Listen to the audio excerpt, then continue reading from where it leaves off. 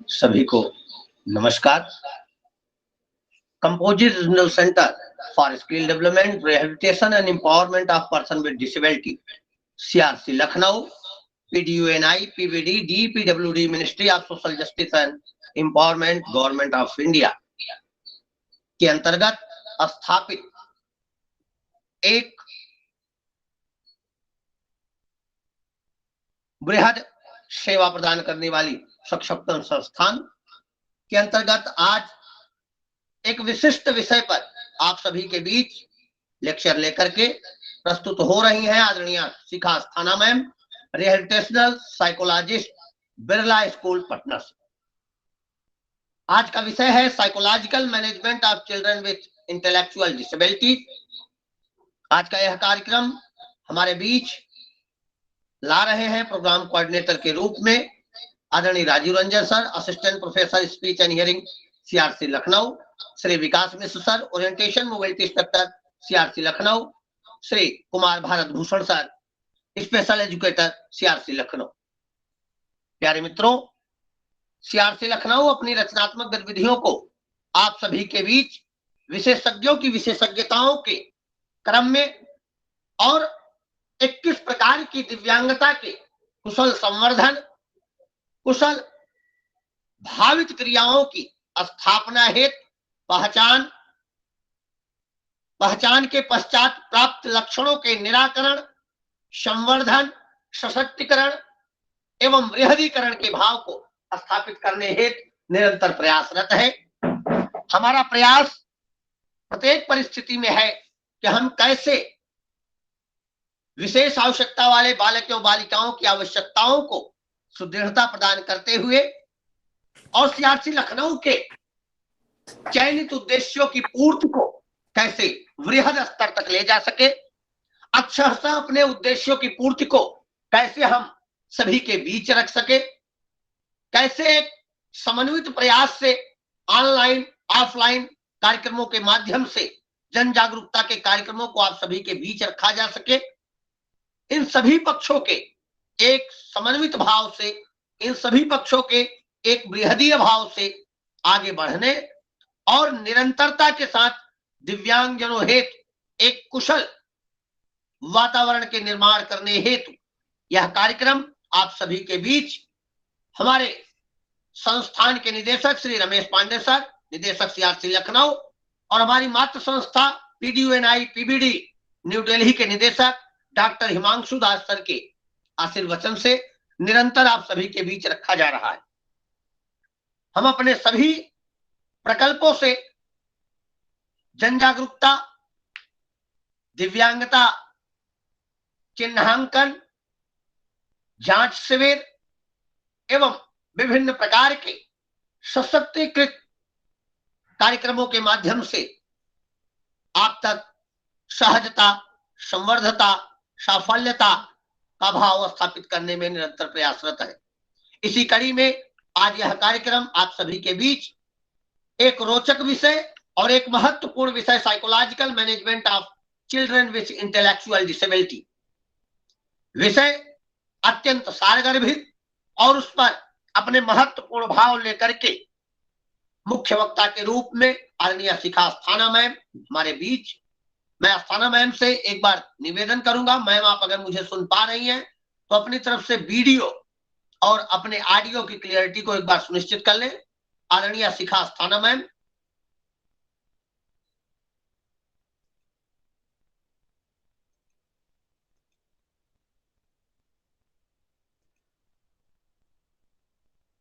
Asthana ma'am, क्या मुझे आप सुन पा रही हैं?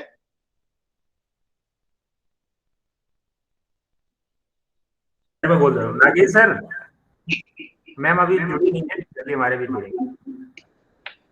कुछ ही समय में आदरणीय मैम हमारे बीच होंगी। हम आज के इस महत्वपूर्ण विषय पर उन्हें सुन पाएंगे, समझ पाएंगे और उनके भावों से भावातीत हो पाएंगे। निश्चित विषय बहुत सारगर्भित है। ऐसे इश्यूज और ऐसे इश्यूज पर कैसे मैनेजमेंट किया जाए, कैसे उसका प्रबंधन किया जाए, सीखने सिखाने की योग्यताओं का कैसे वृहदीकरण हो, हम बालकों के बालकपन को संभालते हुए कैसे उन लक्ष्यों तक पहुंचे जहां बचपन को अप्रभावित किए बिना हम उनके अंदर शिक्षा की उस लौ को स्थापित कर सके, जिस लौ के साथ हम उनका एक श्रेष्ठतम भाव स्थापित कर पाए।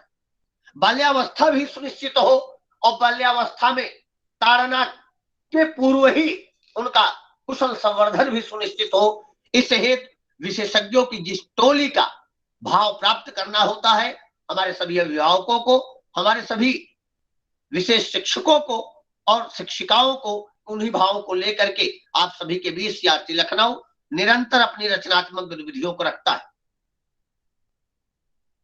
यह एक ऐसी कड़ी है जो शैक्षणिक संवर्धन को उत्साह के साथ सभी के बीच रखने हेतु निरंतर आप सभी के बीच ऑनलाइन और ऑफलाइन दोनों मोड में एक टीम वर्क भावना के साथ संयुक्त भाव से अपने सभी साफल्य प्रयासों को प्रस्तुत कर रही है। निश्चित ही उन प्रयासों की संकल्पनाओं को मूर्त रूप देने के लिए सीआरसी लखनऊ में स्थापित अर्ली इंटरवेंशन सेंटर शीघ्र हस्तक्षेप केंद्र एक महत्वपूर्ण स्वरूप के रूप में स्थापित हुआ है और अपनी सेवाओं को अग्रमुख कर रहा है। बालपन, बचपन और बचपन का वह स्वरूप जिसमें एक नवीन भाव की संकल्पना के लिए पुष्प का पुष्पीकृत होना महत्वपूर्ण स्वरूप पकड़ता है। बालकों के अंदर शैक्षणिक दृष्टिकोणों का सृजन होता है।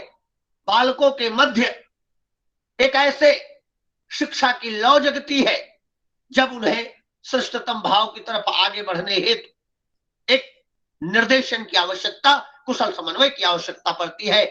ऐसी स्थितियों को छोटी अवस्था, वह अवस्था जो उनकी दैवतुल्य अवस्था को प्राप्त कराती है, उस अवस्था में सेवाओं को प्रदान करने के लिए शीघ्र हस्तक्षेपण जैसी सेवाओं को प्रदान करने के लिए सीआरसी लखनऊ के प्रांगण में स्थापित यह अर्ली इंटरवेंशन सेंटर अत्यंत ही सहायक सिद्ध हो रहा है। लाभार्थियों की संख्या वृद्धिवत होती जा रही है और लाभार्थियों के द्वारा मिलने वाले फीडबैक से हम सभी का मनोबल निरंतर ऊंचा हो रहा है। नागेश सर जी, मैम हमारे बीच जुड़ चुकी है। आज के कार्यक्रम की मुख्य वक्ता आदरणीय आस्थाना मैम हमारे बीच जुड़ चुकी है। मैं मैम को सादर वंदनित करता हूं और आज के इस कार्यक्रम में मैम का सीआरसी लखनऊ की तरफ से बहुत बहुत स्वागत, वंदन और अभिनंदन करता हूं। मैं मैम के बारे में आप सभी को बताना चाहूंगा। आदरणीय Shikha Asthana ma'am rehabilitation psychologist के पद पर बिरला स्कूल पटना में अपनी सेवाएं दे रही हैं। आप एक लंबे समय से अपने भावों को, अपनी विशेषज्ञताओं को भिन्न भिन्न पटलों पर रखते रहे हैं और अनुभवों से युक्त होकर के आप अपनी विशिष्टताओं को हम सभी के बीच रखने हेतु जानी जाती है। मैं अधिक समय न लेते हुए सादर आमंत्रित करता हूं आदरणीय शिखा अस्थाना मैम को कि मैम आप आए और आज के इस महत्वपूर्ण विषय psychological management of children with intellectual disabilities पर अपने महत्वपूर्ण भाव रखे। आदरणीय Shikha Asthana ma'am.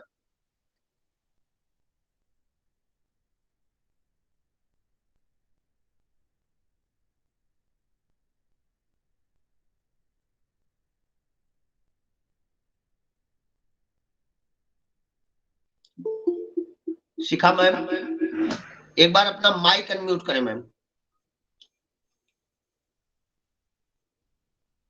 Nagesh sir ma'am को एक बार वो दे दीजिए एक्सेस, फुल एक्सेस। जी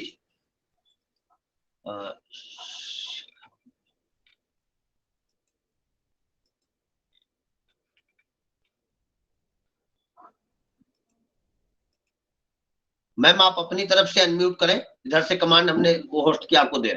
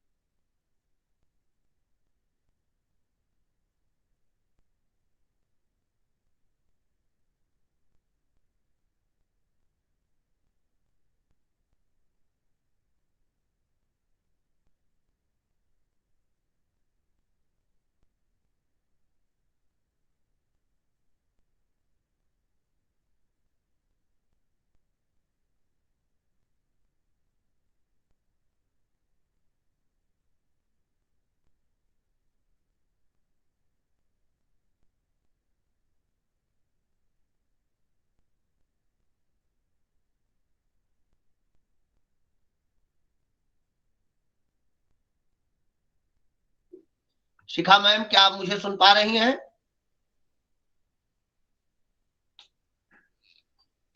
कुछ टेक्निकल इश्यूज के कारण मैम डिस्कनेक्ट हुई हैं।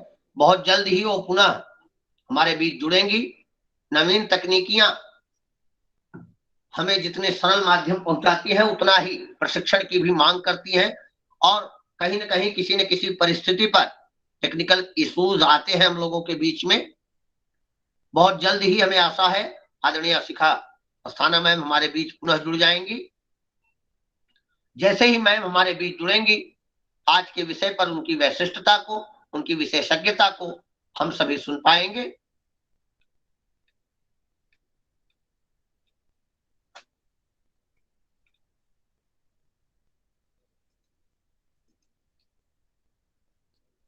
मैम आप हमारे बीच जुड़ चुकी हैं। अगर आप तक मेरी आवाज पहुंच रही है तो कृपया अपने को अनम्यूट करें मैम। आदरणीय Shikha ma'am. Yes, good evening sir, मेरी आवाज आ रही है? जी जी मैम। Thank you sir. आप सादर आमंत्रित हैं मैम। आज के विषय पर वैशिष्टता है सीआरसी लखनऊ के इस पटल पर मैं पुनः आपको सादर आमंत्रित करता हूँ। Thank you sir. Good evening all the dignitaries and the participants. Good evening all of you. तो मैं शुरू करना चाहूंगी सेशन। जी ma'am, please ma'am. Thank you sir. मैं अभी शेयर कर रही हूँ स्क्रीन।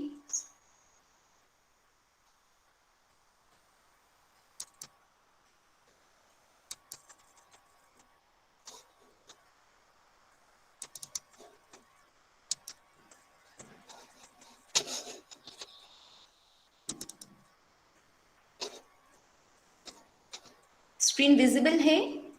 जी मैम, जी मैम, जी ma'am. Thank you sir.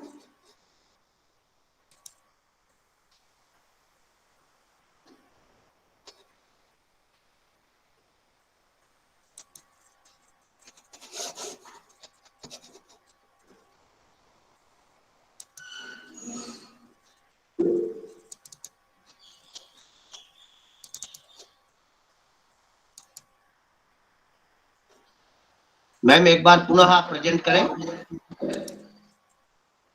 Presentation. जी जी जी। Okay, thank you sir.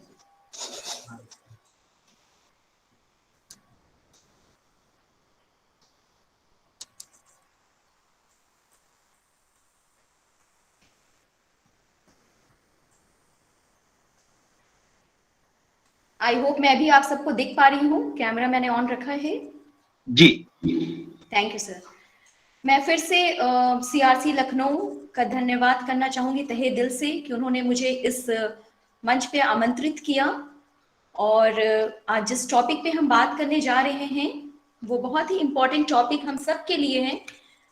हम सब जो रिहैबिलिटेशन प्रोफेशनल हैं या जो भी स्कूल में भी काम कर रहे हैं इस सोसाइटी में, उन सब के लिए बहुत ही इम्पोर्टेंट टॉपिक है। और ये टॉपिक है psychological management of children with intellectual disabilities.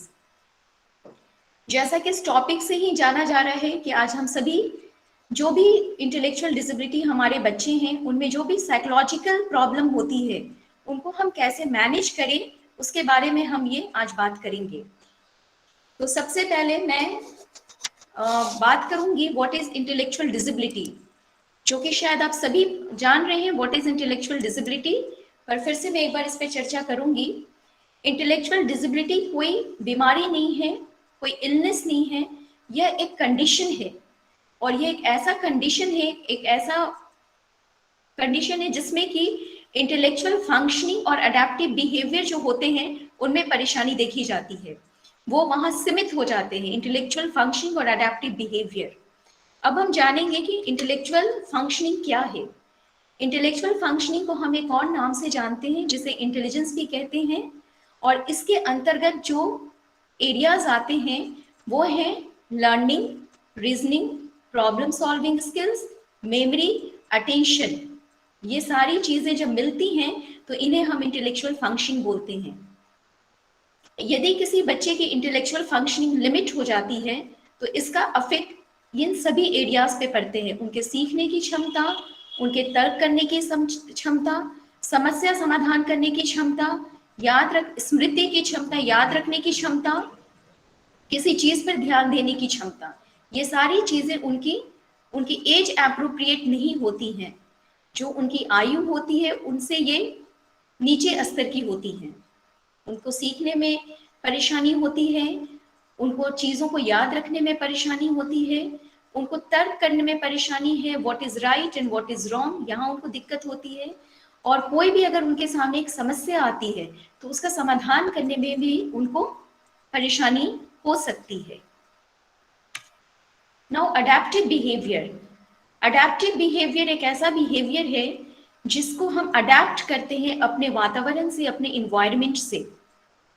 For example like conceptual, social, practical skill, जो कि हम अपने रोजमर्रा की जिंदगी से सीखते हैं, उनको अडेप्ट करने में उनको परेशानी हो सकती है, समस्या आ सकती है। Now what is conceptual skill? Conceptual skills के अंतर्गत लैंग्वेज एंड लिटरेसी आता है, भाषा। मनी ट्रांजैक्शन और मनी आइडेंटिफिकेशन में भी उनको समस्या आ सकती है। Time, what is the time now, yesterday, tomorrow और प्रेजेंट, ये सारी चीजों में भी उनको परेशानी आ सकती है। नंबर कॉन्सेप्ट और self direction, these all areas are comes under conceptual skills, and the children with intellectual disability may face problem while dealing with all these areas. Now social skill also comes under adaptive skills, and in the social skills we have different areas like interpersonal skills, social responsibility, self-esteem, social problem. All these areas come under social skills.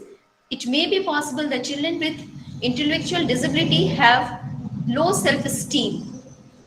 Their interpersonal skills are not appropriate, and their social responsibility, how to behave in a society, or how to take the social responsibility. It may be possible they may face problem. Practical skills is a skills. In these areas, there are different subdomains like activity of daily living, personal care, occupational skills, health care, travel, transportation. It may be possible they may face problem in ADL activities of daily living. It may be possible they have faced problem to travel independently. All this come under practical skills. Now I am going to discuss about the types of intellectual disability which depends on the IQ level. The first one is considered as mild. The IQ level of mild intellectual disability is 50 to 69. Moderate intellectual disability is 36 to 49. Severe is 20 to 35, and the profound is less than 20. As we all know that mild intellectual disability are educable. जो mild intellectual disability होते हैं, इसके अंतर्गत जो हमारे बच्चे आते हैं वो शिक्षित किए जा सकते हैं। मॉडरेट लेवल में जो बच्चे आते हैं वो ट्रेनेबल होते हैं। सीवियर लेवल में जो बच्चे आते हैं उनको हम बहुत हद तक एजिल में ट्रेन करें, ये हमारा उद्देश्य होता है। और प्रोफाउंड वाले को बहुत ही सहायता की जरूरत होती है उनको लाइफ लॉन्ग अपने जीवन यापन करने के लिए। आई होप मैं यहाँ तक क्लियर हूँ। अगर आपके कोई भी क्वेरीज हैं तो मैं उम्मीद करती हूँ कि सेशन के एंड में आपको मौका दिया जाएगा जहाँ पे आप अपने क्वेरीज पूछ पाएंगे। Now, what are the psychological and behavioral problem of intellectual disability?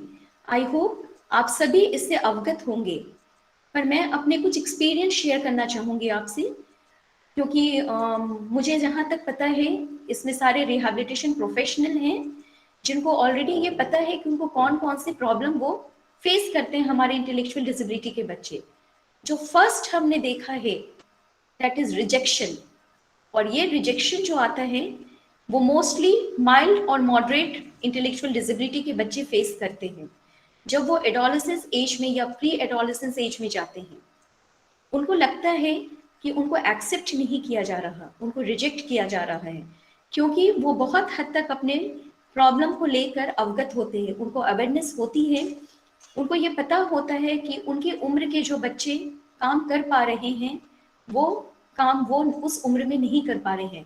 मैं फिर से रिपीट करना चाहूंगी, माइल्ड और मॉडरेट इंटेलेक्चुअल डिसेबिलिटी के बच्चों में रिजेक्शन की फीलिंग आती है, लो सेल्फ स्टीम, ये भी फीलिंग आती है माइल्ड और मॉडरेट इंटेलेक्चुअल डिसेबिलिटी के बच्चों में। उनका सेल्फ स्टीम जो होता है, खुद को आकलन करने की जो उनकी क्षमता होती है, जो एक परसेप्शन होता है उनमें, वो लो होता है। लैक ऑफ अटेंशन, डेफिनेटली हमारे इंटेलेक्चुअल डिसेबिलिटी के बच्चों में ये भी पाया जाता है, एक behavioural issues, lack of attention, उनके ध्यान रखने की क्षमता बहुत हद तक कम होती है, वो बहुत जल्दी ही डिस्ट्रैक्ट हो जाते हैं। बट ये सभी के साथ नहीं होता, ये हम एक जनरल वे में बात कर रहे हैं, स्पेसिफिक बच्चों की बात हम यहाँ पे नहीं कर रहे हैं। हाइपर एक्टिविटी होती है उनमें, बिल्कुल वो रेस्टलेस होते हैं, पर अगेन सभी नहीं, कुछ सेल्फ इंटरेस्ट बिहेवियर, ये भी देखा गया है बिहेवियरल इश्यूज में कि बच्चों में खुद को हार्म करने की आदत आती है। वायलेंट एंड डिस्ट्रक्टिव बिहेवियर, तोड़ फोड़ करना, वायलेंट हो जाते हैं कभी कभी वो बहुत ज्यादा। टेम्पर टैंट्रम्स, जो कि एक बहुत ही कॉमन है, ये सिर्फ हमारे इंटेलेक्चुअल डिसेबिलिटी के बच्चों में नहीं, बट आज अगर हम देखें तो टेम्पर टैंट्रम्स हमारे लगभग जनरेशन में बहुत सारे बच्चों को ये बिहेवियरल इश्यूज देखने को मिलती है। वो जिद करते हैं, वो अपनी बातों को मनाने की कोशिश करते हैं, मिसबिहेव विथ अदर्स, दूसरों के साथ सही तरीके से बिहेव ना करना। It may be possible with peer groups, वो अपने दोस्तों के साथ मिसबिहेव कर सकते हैं, उनके जो टीचर्स हैं कभी कभी वो उनके साथ भी मिसबिहेव करते हैं, और उनके फैमिली मेंबर्स, उनके पेरेंट्स, उनकी बातों को ना सुनना, बातों को सुनकर नजरअंदाज कर देना, ये सारी चीजें बिहेवियर के अंदर आती हैं। रिपीटेटिव बिहेवियर्स, मुझे लगता है आप सभी इससे अवगत होंगे, एक ही बिहेवियर को बार बार रिपीट करना। जैसे मैं कुछ एग्जांपल्स देना चाहूंगी, बॉडी रॉकिंग, जिसको हम सेल्फ स्टिमुलेटरी बिहेवियर भी कहते हैं, दूसरे नाम से भी रिपीटेटिव बिहेवियर को जाना जाता है सेल्फ स्टिमुलेटरी बिहेवियर, जहां बच्चे एक ही व्यवहार को बार बार करते हैं, लाइक बॉडी रॉकिंग, बार बार अपने बॉडी को रॉक करना, देन स्पिनिंग, बार बार घूमना या चीजों को घुमाना, फिंगर विगलिंग लाइक दिस, ये मोस्टली पाया जाता है ऑटिज्म में, पर जो हमारे बच्चे प्रोफाउंड इंटेलेक्चुअल डिसेबिलिटी या जो बच्चे हमारे सीवियर आते हैं, उनमें भी ये चीजें देखी जाती है। मोस्टली रिपीटेटिव बिहेवियर हमारे माइल्ड और मॉडरेट इंटेलेक्चुअल डिसेबिलिटी में रेयर देखने को मिलता है, पर ये repetitive behaviour like body rocking, finger wiggling, flapping, spinning the objects को घुमाना, ये मोस्टली हम देख पाएंगे हमारे सीवियर इंटेलेक्चुअल डिसेबिलिटी वाले बच्चे या प्रोफाउंड डिसेबिलिटी वाले बच्चों में ये देखने को मिलते हैं। Now emotional problems, I am sorry to say, कभी कभी हमें ये लगता है कि ये बच्चे तो इंटेलेक्चुअल डिसेबिलिटी में हैं, तो इनके पास इमोशन नहीं है। We are wrong at that level. ये हाँ, अगर हम ऐसा सोच रहे हैं तो ये हमारी सोच बिल्कुल गलत है। इवन जो बच्चे प्रोफाउंड हैं, उनमें भी इमोशंस होते हैं। जब आप उनको प्यार करेंगे तो वो खुश होते हैं, जब आप उनसे अच्छे से इंटरैक्ट करते हैं, मिलते जुलते हैं, तो वो खुश होते हैं।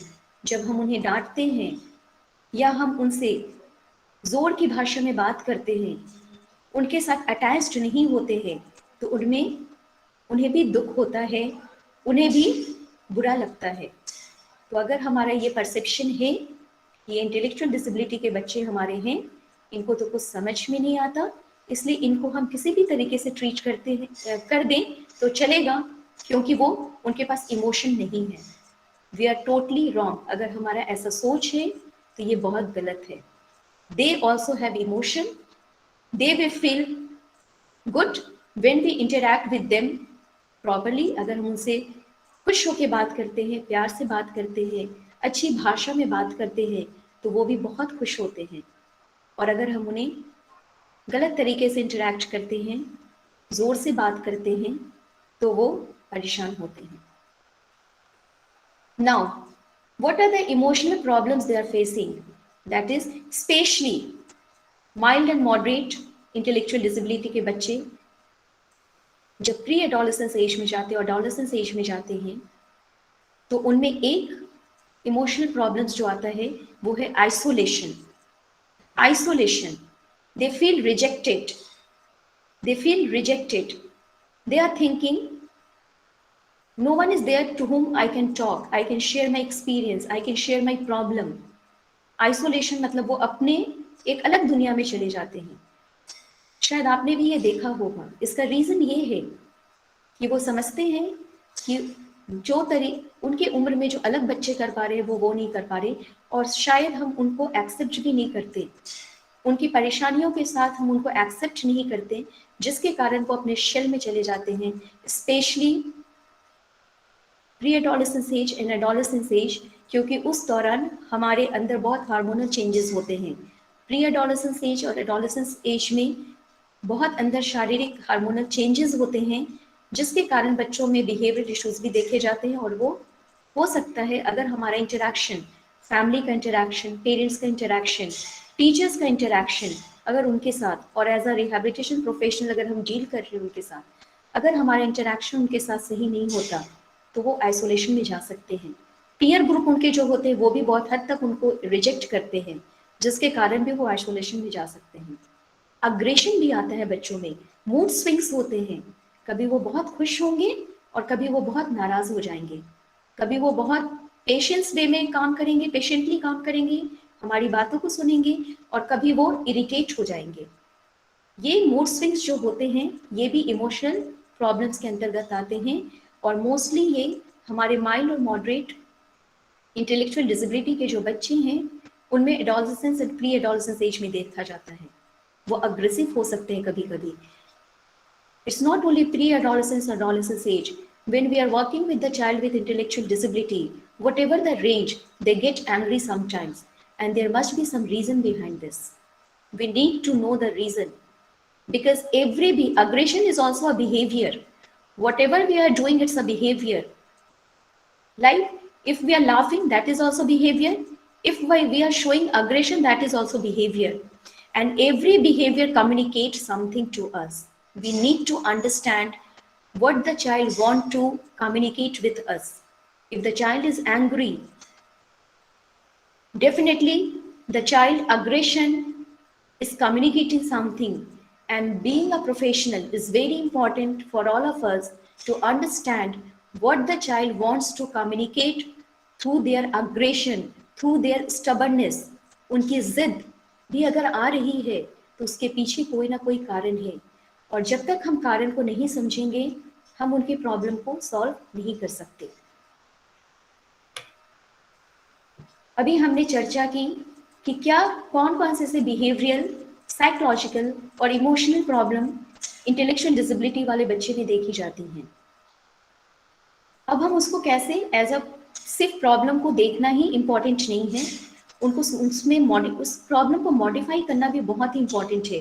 बिकॉज अगर हम एक बच्चे को ओवरऑल डेवलपमेंट की बात करते हैं तो वहाँ पे एजुकेशन, एडियल एक्टिविटीज एंड बिहेवियर, इन तीनों पे साथ में काम करना होगा. What is the main purpose of rehabilitation when we are talking with the children with intellectual disability?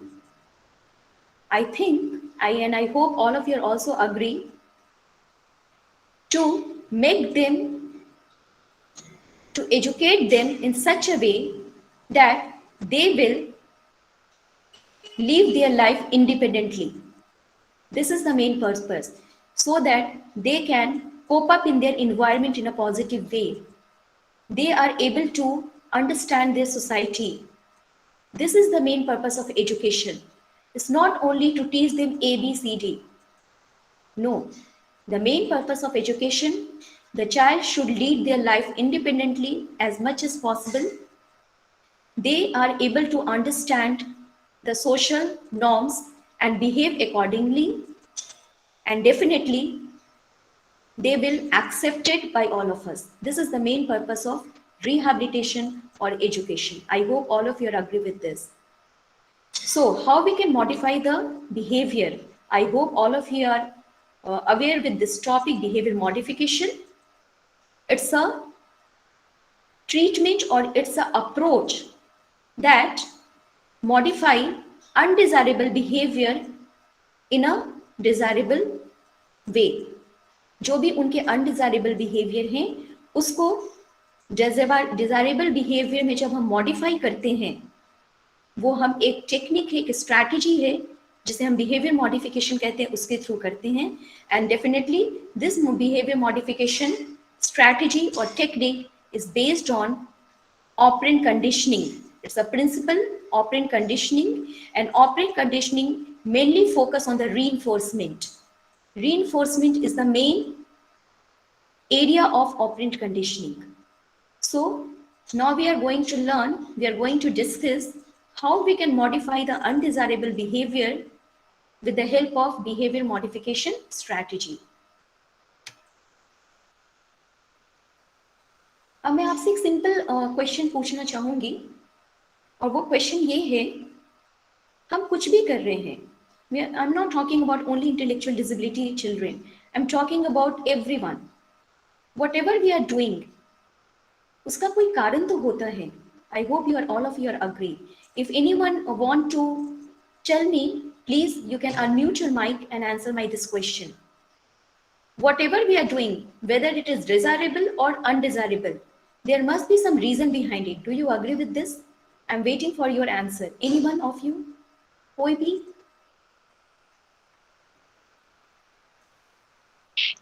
Yes, ma'am, I agree. Agree. Thank you. May I know your name, sir? My name is Suman Kumar. Sorry? Suman Kumar, Suman. Thank you, Suman sir. Sir भी agree, I hope आप सभी agree होंगे. सो अगर हम किसी भी behaviour को modify करना चाह रहे हैं तो इससे लिए सबसे पहले इंपॉर्टेंट है कि हम उसके रूट कॉज को जानें. क्यों आखिर एक बच्चा ऐसा कर रहा है, या कोई भी, it's not only about intellectual disability children. We also sometimes we also get irritated, sometimes we also get aggressive, sometimes we also not listen to our what we can say our parents. Sometimes we also do some sensory activity, repetitive activity, like when we are doing some work. Sometimes we also like cutting our nails, or sometimes we also tapping our feet like this. I hope all of you are agree. It's not that they are different from us. Yes, we know how to modify our behavior by themselves, but they need some help. This is the only difference. So the functions of behavior mean why the child is behaving like this. There are mainly 4 functions, 4 root cause. The first one is sensory, that is repetitive. The second one is escape. Escaping means उस चीज से हमारा जान छूट जाए. बहुत बार ऐसा होता है ना, अगर आप अपनी चाइल्डहुड को याद करें, है ना, हमारा एग्जाम है और हमारा प्रिपरेशन अच्छा नहीं है, कोई क्लास टेस्ट है, तो हम सुबह उठ के क्या बोलते थे मम्मी को, बहुत पेट में दर्द हो रहा है, बहुत पेट दर्द हो रहा है. This is escaping behaviour because I am not totally prepare for the exam और the class test. So this is also, we have also actually used these functions for our undesirable behavior. Okay, attention. Yes, attention is also a function of behavior. Sometimes children misbehave to get the attention of others. We also have done this. If we are अगर आप अपने बचपन को याद करेंगे तो हमने भी कभी ऐसा किया है. अगर हमारे पेरेंट्स किसी बिजी हैं तो ऑल ऑफ अ सडन हम शाउट करते थे, और जब हम शाउट करते थे, चिल्लाते थे, तो हमारे पेरेंट्स हमारी तरफ ध्यान देते थे. तो we have also done tangibles. Yes, definitely. और टेंजिबल्स तो अभी मुझे लगता है हर घर में हो रहा है. ये टेंजिबल्स एक ऐसा फंक्शन है जिसमें मिसबिहेव बच्चे करते हैं कुछ चीज़ों को गेन करने के लिए. एक सिंपल से एग्जांपल देती हूँ जो मुझे लगता है भी हर घर में ऐसा होता है. सपोज बच्चे ने मोबाइल मांगा और हमने उनको मोबाइल नहीं दिया बिकॉज हमें लग रहा है कि अभी उनका मोबाइल देखने का समय नहीं है. बच्चे ने जोर जोर से चिल्लाना शुरू कर दिया, बहुत जोर जोर से चिल्लाना शुरू कर दिया, रोना शुरू कर दिया, फ्लोर पर लेटना शुरू कर दिया. ठीक है, तो फिर हम क्या करते हैं, उनको हम मोबाइल दे देते हैं बिकॉज हम चाहते हैं वो शांत हो जाए, और बच्चा मोबाइल लेके शांत हो जाता है. बट बच्चा लर्न क्या कर रहा है, we will discuss later. So these are the main 4 functions of the behavior. So we need to understand why the child is behaving. What's the reason behind that? Is it sensory? Is it escaping? Is this attention-seeking behavior, or is it tangibles? It's very important. Otherwise, we are not able to modify the behavior of the child. Now, I'm giving one example. As I discussed attention-seeking behavior, I have given you one example. For example, the child screamed. Child ने चिल्ला के बोला, मेरी तरफ देखो. If screaming get access to attention, then screaming will continue. बच्चे ने जैसे अभी मैंने आपसे डिस्कस किया टेंजिबल को भी मैंने आपसे डिस्कस किया जब हमारे पेरेंट्स हमारे बिजी हैं तो हम उनको चिल्ला के बात करते हैं, पेरेंट्स हमारी तरफ देखते हैं, हमें जो चाहिए हमें मिला, तो ये बिहेवियर इंप्रूव और ये बिहेवियर आगे बढ़ता चला जाएगा. Access to tangibles we have already discussed. किसी चीज की प्राप्ति के लिए वो खिलौने हो सकते हैं, वो कोई भी सामान हो सकता है, वो कोई एक्टिविटी होता है. It's not only tangible. मुझे झूला झूलना इसके कारण भी मैं मिसबिहेव कर सकती हूँ. Sensory stimulation, definitely sensory stimulation खुद को स्टिमुलेट करते हैं बच्चे और उनसे उनको एक रिलैक्स फीलिंग आती है. That's why they stimulate they do the repetitive behavior like finger wiggling or hand slapping or stamping or rocking their body, and sometimes it can be their body, actually if they're hypersensitive or hyposensitive, their body demands, their brain demands this. We do this. They want to do this to make them comfortable. Escaping we have already discussed. Now behaviour हमें modify करना है, हमें कारण पता करना है. कारण हम कैसे पता करेंगे? शायद आप इस टर्म से भी परिचित होंगे. ABC module. ABC module. A is for antecedent, B is for behavior, and C is for consequence. Now antecedent, behaviour करने के तुरंत पहले जो हुआ उसे हम एंटीसीडेंट कहते हैं. बिहेवियर जो हम कर रहे हैं वो बिहेवियर हो गया, और बिहेवियर करने के बाद कंसिक्वेंस मतलब परिणाम होता है. वो बिहेवियर करने के बाद हमें क्या मिला वो हो गया consequence. I'm giving you a simple example. Just now I have discussed with all of you that बच्चे ने मोबाइल मांगा, बच्चे को मोबाइल चाहिए, उन्होंने मांगा, हमने नहीं दिया, बच्चे ने चिल्लाना शुरू कर दिया, हमने उनको मोबाइल दे दिया. Can anyone tell me in this example antecedent क्या है, behavior क्या है और consequence क्या है? Any one of you? I'm waiting for your reply.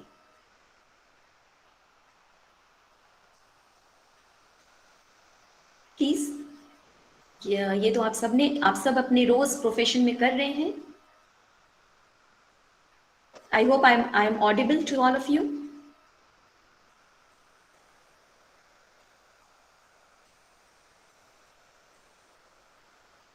Anyone? Yes, ma'am, audible. Can you repeat again? Sure, sir. Example is, बच्चे को mobile चाहिए, मदर ने मना किया आपको मोबाइल नहीं देंगे, बच्चे ने चिल्लाना शुरू कर दिया, मदर ने उनको मोबाइल दे दिया. इस एग्जाम्पल में एंटीसीडेंट क्या है, बिहेवियर क्या है और कंसिक्वेंस क्या है? एंटीसीडेंट मीन्स हो गया कि वो बच्चे का रोना, बिहेवियर हो गया उसको मोबाइल मिल जाना. No sir. Anyone else? कोई और बताना चाहेंगे? प्लीज आप कोशिश करें. हेलो. यस. एंटीसीडेंट है कि बच्चे को मोबाइल चाहिए, बिहेवियर है कि उसने चिल्लाया, और कॉन्सिक्वेंस हुआ कि उसे मोबाइल मिल गया. Thank you ma'am, thank you. यहाँ थोड़ा सा मैं ऐड करना चाहूंगी. बिहेवियर वो चिल्लाया, दिस इज करेक्ट. कॉन्सिक्वेंस उसको मोबाइल चलेगा, 10 मिनट चलने दो तब तक. कॉन्सिक्वेंस उसे मोबाइल मिल गया, this is also correct. Antecedent is not वो चिल्लाया, मम्मा ने उनको, मदर ने मोबाइल देने से मना किया, ये एंटीसीडेंट है. मम्मी ने जब उनको मोबाइल देने से मना किया तब बच्चे ने चिल्लाया. तो जो बिहेवियर होने के तुरंत पहले है वो बनाया नहीं है. Please mute your mic. Please mute your mic. Thank you. I hope it is clear. Now behaviour management, what are the strategy we are using? One is extinction, second one is token economy, third was physical restraint, positive reinforcement, negative reinforcement. What is the meaning of extinction? Extinction simple meaning is ignore. Ignore. So suppose if the child's behavioral cause is attention seeking, we use this strategy to ignore the child. Extinction means to ignore the child. When we are ignoring the child, we are not supposed to talk to the child. We are not supposed even to maintain eye contact with the child. We need to ignore.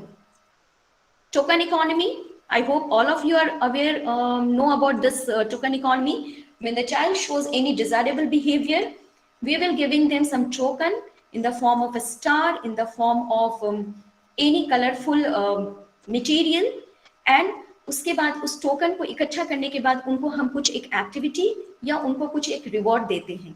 जैसे अगर हमने बच्चे को बोला कि if you will do your work on time, you will get a token. So if the child has done their work on time, we give them the token in the form of a star or anything which is colorful that attracts the children. और जब वो ऐसे token 5 token इकट्ठे करते हैं तो उनको एक रिवॉर्ड देते हैं कि आज आप पार्क घूमने जाएंगे. This is a token economy. Physical restraint, we are mainly use this strategy when the child is showing self-injurious behavior or when the child is harming others. जैसे beating, kicking or biting, pulling hair. These all come under self-injurious behavior. अगर बच्चे कुछ ऐसा self-injurious behavior दिखा रहे हैं तो उसके अंतर्गत फिर हम लोग physical restraint जाते हैं. Physical restraint is not beating the child. यहाँ पे हम क्या करते हैं, बच्चे के हैंड को पीछे की ओर ले जाकर for 10 to 15 seconds ऐसे होल्ड करते हैं और वी से स्टैंड स्ट्रेट, सीधे खड़े रहिए. We are holding the hand of the child and at the same time verbally we are informing the child stand straight or sit straight. Okay, so this is the physical restraint so that the child cannot harm themselves and others. Now reinforcer, all of you I hope you know, reinforcer is always increase the behavior. कभी कभी हमें ये confusion होता है कि positive reinforcer behavior को increase करता है और negative reinforcement घटाता है. ऐसी बात नहीं है. Reinforcement always increase the behavior. Now what is positive reinforcement? अगर कोई behavior हो रहा है और अगर हम उसमें कुछ ऐड करते हैं then it's positive reinforcement. वहां पे हम चीजें देते हैं, हटाते नहीं हैं. फॉर एग्जाम्पल, जब बच्चे को एग्जाम में अच्छे ग्रेड्स आते हैं, अच्छे मार्क्स आते हैं तो उनके पेरेंट उनकी तारीफ करते हैं.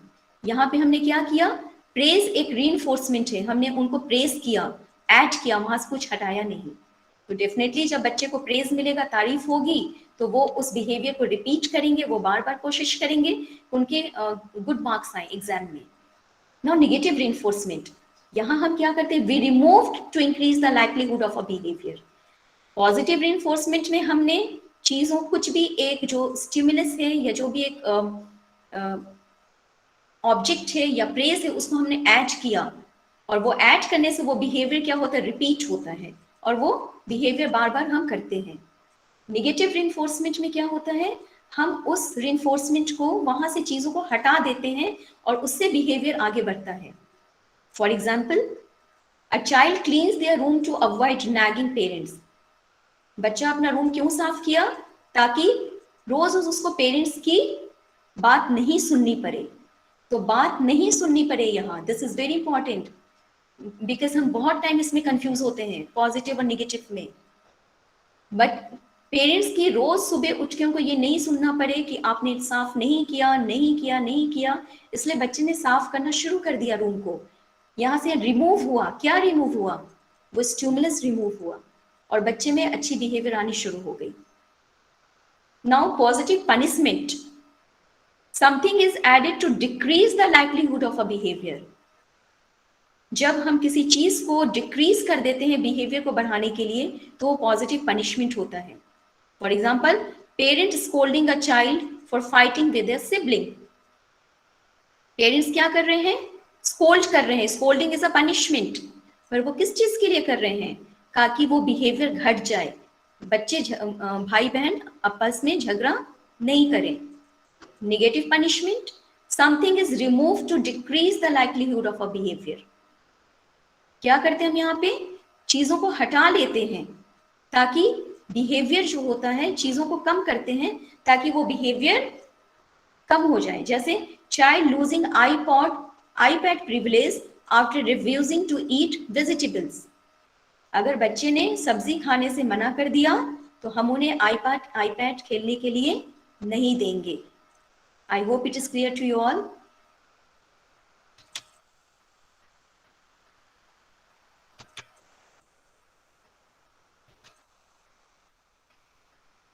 नाउ इनअटेंशन जो हमारा एक है, जहां बच्चे ध्यान नहीं दे रहे हैं, उसको मैनेज करने के लिए हम क्या कर सकते हैं? Whether it be we are working with the child on one-to-one basis, or we are working with the child in a group, or it's a mainstream school, or it's a special school, or it's a rehabilitation center. These strategies will definitely be helpful if we are implementing. Definitely, the working area should be very quiet and away from distraction. There shouldn't be many toy or colorful materials, otherwise the child get distracted. अगर एक बच्चे की ध्यान देने की क्षमता हमें observe करके लगा कि 5 मिनट्स हैं, तो हम उनको जो एक असाइनमेंट देंगे, जो एक वर्क देंगे, हम वो 4 मिनट्स का देंगे। And slowly if the child will achieve complete their work, we will appreciate the child and will increase the time level. ये हम कभी नहीं कर सकते कि अगर एक बच्चे का अटेंशन स्पैन हमने ऑब्जर्व किया 4 मिनट्स का है, तो हमने उनको एट अ टाइम 10 मिनट्स का वर्क दे दिया, क्योंकि उनकी अटेंशन स्पैन ही 5 मिनट्स की है, तो वो 10 मिनट्स का वर्क नहीं करेंगे और बच्चे डीमोटिवेट हो जाएंगे। जो भी हमारे लॉन्ग वर्क है उसको हम शॉर्ट टास्क में डिवाइड करेंगे, और शॉर्ट असाइनमेंट जो वो बच्चे करेंगे उसके लिए हम उनको रीइंफोर्स करेंगे। Definitely, if the child is behaving properly and if they are completing their work, if they are following the instruction, we will give them feedback immediately and consistently. Consistency होना behavior modification के लिए बहुत important है। हमने आज उनको appreciate किया, पर कल हमने उनको नहीं किया, फिर हमने तीसरे दिन किया, फिर 2 दिन नहीं किया, then it will not work. Instructions जो हमारे होंगे वो बहुत ही clear होने चाहिए। अगर हम एक बच्चे को बोल रहे हैं आपको क्लासरूम में शांत होकर बैठना है, अगर हम अपने बच्चे को बोलते हैं आपको क्लासरूम में अच्छे से रहना है, दिस इज वेरी वेग। अच्छे से रहने का मतलब क्या है? अच्छे से रहना is a very vague topic for our children. We need to be very specific and our instruction should be very clear and specific. आपको शांत रहना है, आपको अपने जगह से नहीं उठना है, जगह पे बैठना है। अगर आपको अपने जगह से उठना है तो अपने हाथ को उठाना है। So we need to be very specific and clear when we are giving instruction to our children. I think if we will work like this, definitely it will help the child. Overactivity, if the child is very restless, very hyperactive, then it's very important to allow the child to move around the room or move around the area where we are working for the child. But जब हम उनको move करने के लिए opportunity देते हैं तो it should be purposeful. ऐसा नहीं कि वो ऐसे ही दौड़े। Suppose if we are working in the classroom, we can ask the child to rub the blackboard. We can ask the child to distribute the notebooks. If we are working on one-to-one level, we can ask the child to stand and do some motor action like stamp your feet, clap your hands up, hands down. These are the energizer we need to provide the child if the child is very hyperactive, so that they can able to manage their hyperactivity in a positive way. If the child is not able to listen carefully, we need to provide them some activity so that the child make themselves calm and then they are able to listen carefully.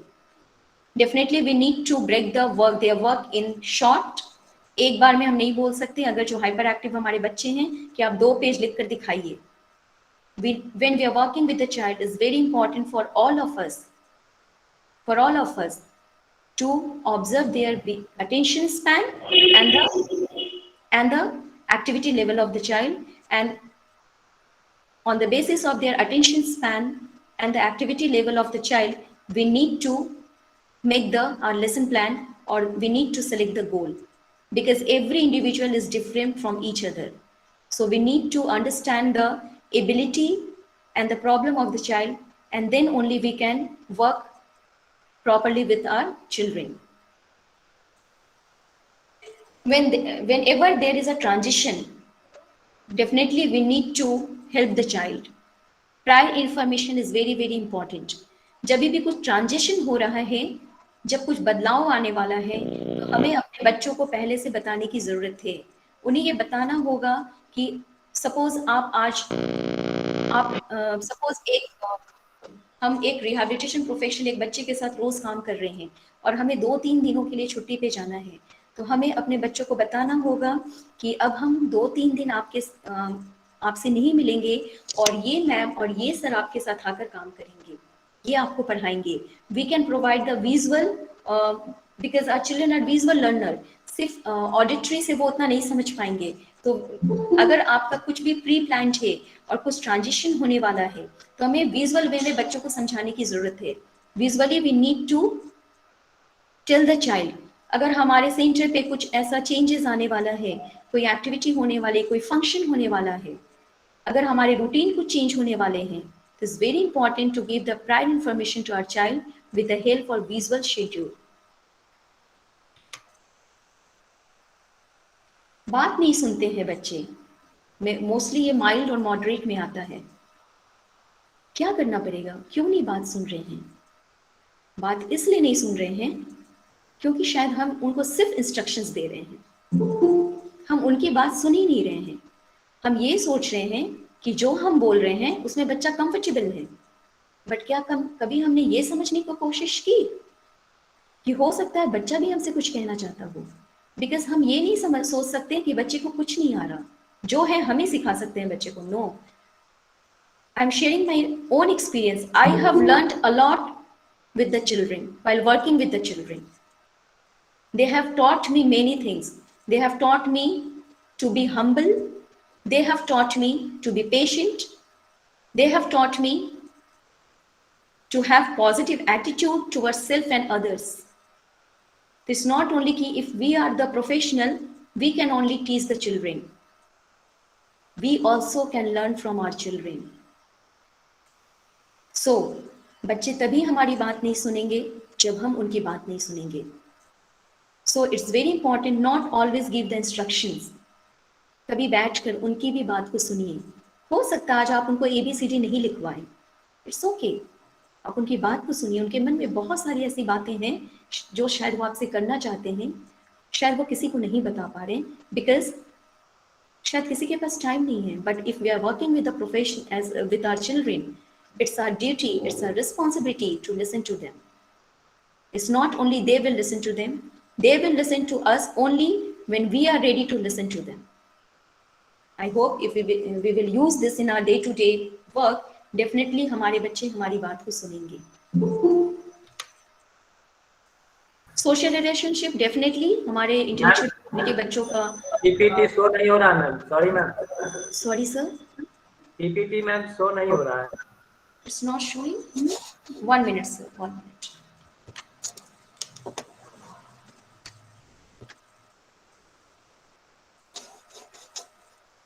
May I request Bharat sir to please share the screen? Maybe there is some network issue. Okay, ma'am. Thank you, sir.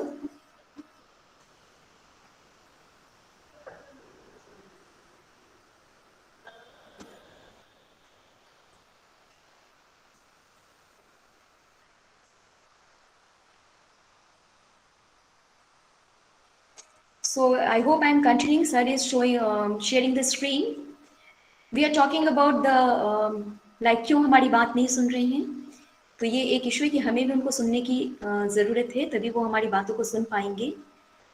Next जो एक हम देखते हैं बच्चों में जो problem आता है, हमारे जो इंटेलेक्चुअल डिसेबिलिटी के जो बच्चे हैं उनमें एक इशू देखा जाता है मूड स्विंग्स. जिसकी हमने पहले भी चर्चा की है। मूड स्विंग्स आते हैं हमारे बच्चों को। और next slide sir please. Yes sir, thank you. Next sir please. Next go ahead sir, next sir। social relationship sir, previous one social relationship। Definitely हम सब ये इस बात से अवगत हैं कि हमारे बच्चों का जो प्रीवियस वन सर, पहले वाला और पहले सर, हाँ, हमारे बच्चों का जो पीयर रिलेशनशिप होता है या जो सोशल रिलेशनशिप होता है वो बहुत अच्छा नहीं होता है, क्योंकि वो शायद हमारे सोशल क्यूज को समझ नहीं पाते हैं। तो इसको अच्छा करने के लिए डेफिनेटली हमें क्या करना पड़ेगा, उनके जब भी वो कुछ कोशिश कर रहे हैं पीयर रिलेशनशिप एस्टैब्लिश करने का, उनको प्रेस करने की जरूरत है। उनको सोशल स्किल ट्रेनिंग देनी बहुत ही इंपॉर्टेंट है, इज वेरी वेरी इंपॉर्टेंट। अगर आप दे रहे हैं तो इट्स वेल एंड गुड, अगर आप नहीं दे रहे हैं तो प्लीज वर्क ऑन दैट। आपको गूगल पे सोशल स्किल ट्रेनिंग के बहुत छोटे छोटे स्टोरीज मिलेंगे, जिसको अगर आप यूज करते हैं हमारे बच्चों के साथ, specially mild and moderate, it will really helpful to enhance, to improve the social skill of the child, social relationship of the child. If you are having any problem, if you're not getting that, you can contact me, I will definitely help all of you. Social skill training is very very important, because after all हमारे बच्चों को भी इसी society में रहना है। तो please start working on social skill training. हम एक group therapy is also very important. Group therapy is very important. One minute sir, I am getting some here message for entry. May I enter those who are sending this message, or may I deny? Okay, तो आपको ये करना पड़ेगा, social skills training के लिए आप उनको ready करें। Previous slide sir please, previous slide, पहले वाला स्लाइड सर, और पहले, हाँ, इसके बाद सर, इसके बाद वाला। Thank you sir. Poor self esteem, definitely जैसे हमने बात की, एडोलेसेंस एज में आने पे हमारे माइल्ड जो और मॉडरेट वाले जो बच्चे होते हैं उनमें सेल्फ स्टीम थोड़ी लो हो जाती है, लैक ऑफ सेल्फ कॉन्फिडेंस होता है। तो इसको क्या कर सकते हैं हम, किस तरीके से इंप्रूव कर सकते हैं? We need to motivate the child. हमें बच्चों को मोटिवेट करने की जरूरत है। अगर बच्चे कभी कोई पॉजिटिव बिहेवियर कर रहे हैं, definitely we need to praise the child, उनको प्रेज करिए, उनको प्रोत्साहित करिए, उनको आगे बढ़ने के लिए इंकरेज करिए। Encouragement, praise, appreciation will do magic to improve the self-esteem and self-confidence among the childs. And the one thing is very very important, lack of confidence. I'm not only talking about the intellectual disability children, I'm talking about all of us. हम कब हमारा confidence level low होता है? When we are not skilled. जब हमारी कौशल में कमी होगी तो हमारा सेल्फ कॉन्फिडेंस लो हो जाएगा। तो we need to train our child as per their ability and interest. It's very important to improve the self-confidence and the self-esteem, appreciation, skill training, and definitely interaction. One is emotional problem. If the child is facing some emotional problem like loneliness, aggression, the first thing, not only with the emotional problem, for any, whatever we are working with the child, the key of the success is the rapport establishment. Rapport establishment is very, very important. If the child is not comfortable with us, we cannot work with the child. So we need to make the child comfortable when we are working with the child. The child should feel good when they enter in the therapy room or in the classroom. The child should meet us when they enter in the therapy center. They should search us. अच्छा, मेरे वो sir कहाँ हैं, मुझे उनके साथ पढ़ना है। मेरी वो मैम कहाँ है, मुझे उनके साथ पढ़ना है। It indicates the bonding between the teacher, the bonding between the professional and the child. If the bonding between the children and the professional is lacking, I'm sorry to say, we cannot do justice with the child. So it's very important. First thing, the key point, the key strategy to improve, to educate the child, to skill the child, to do the behavior modification, rapport establishment is very, very important. Bonding should be very strong between the child and the professional, between the child, between the professional and the parent. It may be possible, sometimes parents are very, it may be possible they are very disturbed. It may be possible they are in pain. It may be possible they will shout on us. We need to listen to them. We cannot shout on our parent and our children. We need to be humble, always humble. Then only we can make our child independent in their coming future. Next slide, sir, please.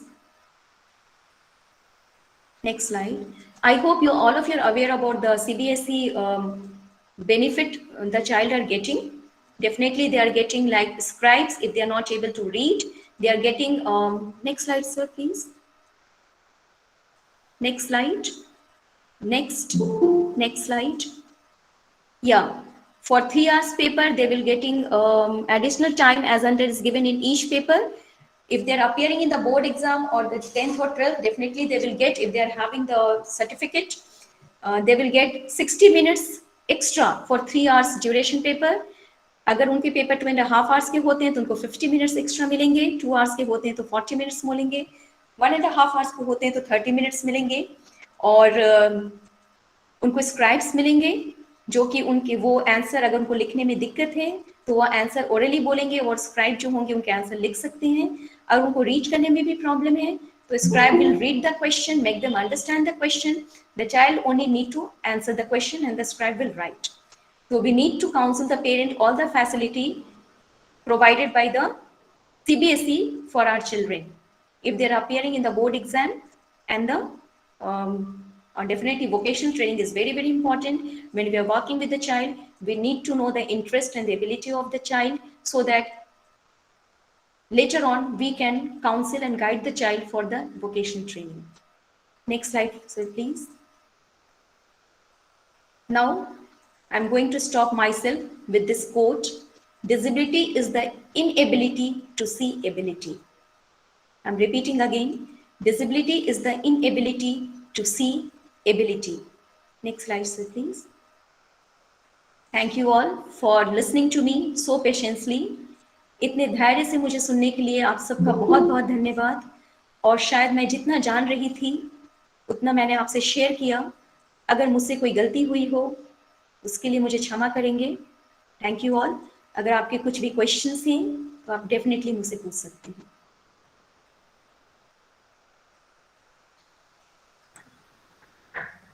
Thank you ma'am, thank you. अगर किसी प्रतिभागियों का कोई question हो तो please ma'am से share करें.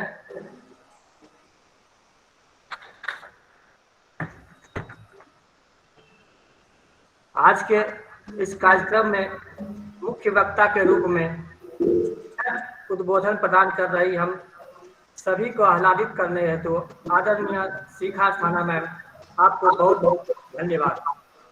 निश्चित ही आज का आपका उद्बोधन अत्यंत ही सारगर्भित रहा. मैं धन्यवाद ज्ञापित करना चाहूंगा डॉक्टर हिमांशु दास, PDU NIPPD निदेशक नई दिल्ली. मैं धन्यवाद करना चाहूंगा आदरणीय रमेश पांडे सर का, निदेशक CRC लखनऊ, जो हमेशा हमें प्रोत्साहित करते रहते हैं. मैं धन्यवाद देना चाहूंगा इस कार्यक्रम समन्वयक आदरणीय श्री राजीव रंजन सर का, assistant professor speech hearing CRC Lucknow. धन्यवाद देना चाहूंगा आदरणीय Shri Vikas Mishra sir, OMI CRC Lucknow. और मैं धन्यवाद के साथ साथ आभार व्यक्त करना चाहूंगा इस वेबिनार के विशेषज्ञ आदरणीय नागेश पांडे सर का, जिन्होंने हमें प्रोत्साहित करते हुए इस कार्यक्रम को सफल बनाने में अहम भूमिका निभाई. और मैं धन्यवाद करना चाहूंगा सभी प्रतिभागियों का जो धैर्यपूर्वक अंत समय तक साथ दिया. मैं पुनः धन्यवाद देना चाहूंगा प्रखर वक्ता आदरणीय थाना मैम, जिन्होंने अपना बहुमूल्य समय देकर इस कार्यक्रम को सफल बनाए. बहुत बहुत धन्यवाद मैम, बहुत बहुत धन्यवाद. मैं पुनः सभी प्रतिभागियों को धन्यवाद करता हूँ और इस CRC लखनऊ के पटल पर क्रॉस डिसेबिलिटी केंद्र का भी केंद्र भी चल रहा है। इसमें सभी बच्चों से 6 साल के बच्चों को उनके विभिन्न सेवाएं प्रदान करने के लिए भौतिक चिकित्सा, वाणी एवं भाषा, व्यावसायिक चिकित्सा, शिक्षा के रूप में व्यवहार संशोधन एवं परामर्श, संज्ञानात्मक विकास प्रशिक्षण, पारिवारिक शिक्षा एवं प्रशिक्षण, परिवार चिकित्सा, पेट चिकित्सा के साथ साथ सेंसरी एजुकेशन थेरेपी, बहुआयामी क्रिया है, दैनिक जीवन की गतिविधियों के लिए प्रशिक्षण, अप्रोच सेवाएं, विभिन्न प्रकार के नन्हे मुन्ने बच्चों के लिए सेवाएं दी जाती हैं। और इसके साथ ही किरण मेंटल हेल्थ रिहेबिलिटेशन हेल्पलाइन में भी आप टोल फ्री नंबर 18005905990019 पर आप 24 घंटा किसी भी समय आप कॉल करके इन सारी सुविधाओं का लाभ उठा सकते हैं। इसके साथ ही मैं इस कार्यक्रम को यहीं पर समाप्त करना चाहूँगा। आप सभी अभिनंदन हैं और अंत में आपको बहुत धन्यवाद, बहुत बहुत धन्यवाद। Thank you sir. May I leave the session? मैं सेशन लीव कर सकती हूँ अब? Thank you once again. Also, once again, I'm thankful to CRC Lucknow for giving me such a beautiful opportunity to discuss my experience, to share my experience with all of you. Thank you all. Thank you.